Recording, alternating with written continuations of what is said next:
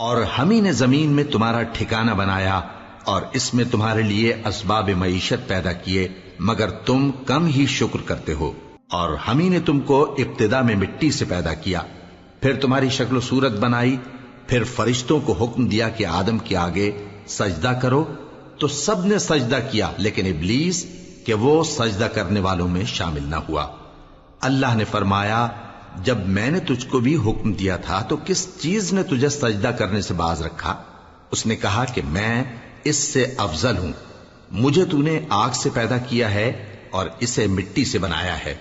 फरमाया, तू बहिश्त से उतर जा, तुझे शाया नहीं कि यहां तकब्बुर करे, बस निकल जा कि तू जलील लोगों में से है। उसने कहा कि मुझे उस दिन तक मोहलत अता फरमा जिस दिन लोग कब्रों से उठाए जाएंगे।